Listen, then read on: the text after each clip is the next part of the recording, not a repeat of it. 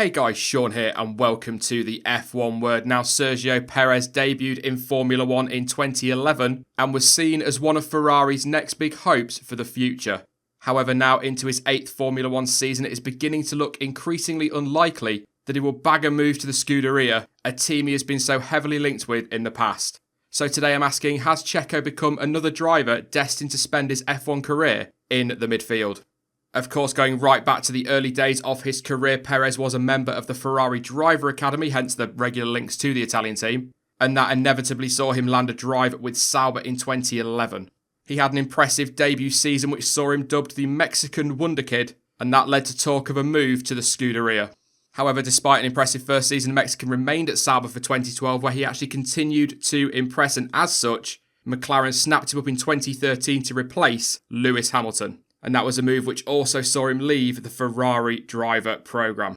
And to be honest, he actually had an okay year at McLaren in terms of results. He outqualified his vastly more experienced world champion teammate Jenson Button 8 times over the course of the season and finished 24 points behind him in the championship. Quite frankly, not as bad a picture as some people like to paint.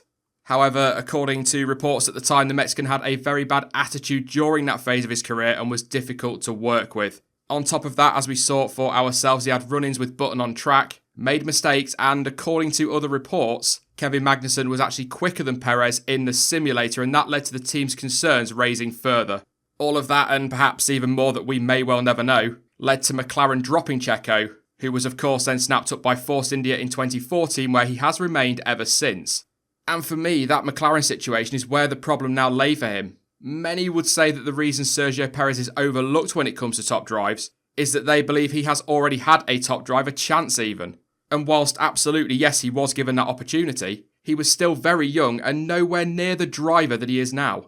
He is hugely consistent for Force India and can pick up podiums when the opportunity arises, and his attitude has undoubtedly improved since his time at McLaren. Of course, there is still that negative side to him. You look back to 2017 and the run-ins with Esteban Ocon, not all his fault entirely, but some were, and that side is still there. But every driver has that side.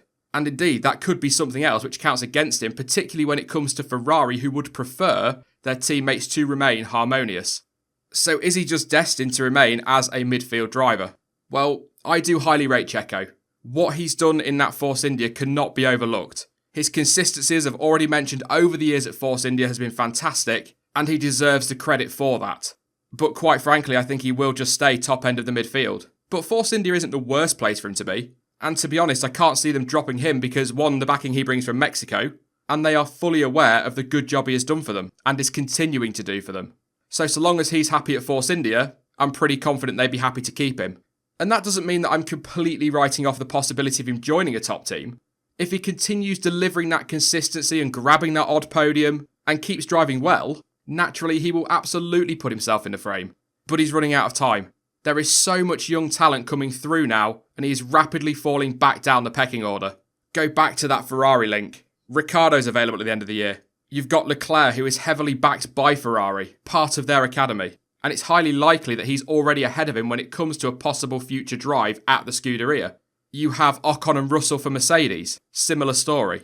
And then when you look at Red Bull, they will very much continue to promote from within if they can. And with Verstappen likely to stay for a while yet, and Sainz poised to replace Ricciardo should he decide to leave, that's another team off the table. Funnily enough though, the Mexican has been linked with a return to McLaren should a seat become available at the end of the season, but I can never ever see that happening. He was burned hard in 2013, and so were the bridges between the two. And according to Checo at the time, he was dropped on a very late decision by the team, despite the fact, and I quote, he 100% expected to stay. So that's just not going to happen. The only other possible option would be Renault, but with Hülkenberg already there and a number of young drivers available to them for the future, I just highly doubt he is even on their radar right now. He should be, but I doubt that he is. Yes, of course, there could be moves to Haas or maybe Williams, perhaps Sauber again, but they are still midfield teams at best. And it's unlikely that they're going to be able to make the strides that, say, Renault would be able to make, or even McLaren. There is no denying that Sergio Perez is a very good driver, and he's proven that over the years, particularly since 2014. Once he got rid of those problems from McLaren, settled in at Force India, he very much made that team his own. He consistently beat his teammate Nico Hülkenberg, who was highly rated at the time, and last season, albeit with a lot more experience under his belt, managed to beat Esteban Ocon, who is highly tipped for a seat at Mercedes in the future. Force India's Bob Fernley referred to Sergio Perez as Formula One's most underrated driver, and even said it is criminal he's been overlooked by top teams. As I said earlier, I think the time that he spent at McLaren works against him now, but I certainly agree he is massively underrated, and I'll freely admit that even I've been guilty of that on the channel. However, as I've already mentioned in this video, with young talent coming through and the avenues to top teams closing off, unfortunately it is highly likely that Checo will spend the rest of his career as another one of F1's nearly men.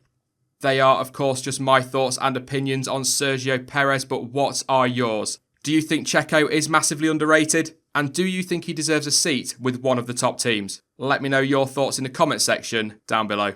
I will be back on Saturday with this week's news roundup, but in the meantime you can follow me on social media. Links to Twitter, Instagram, Facebook and to Discord are all in the description down below. But as ever, thank you for watching. I've been Sean, this has been the F1 Word, and until next time, goodbye.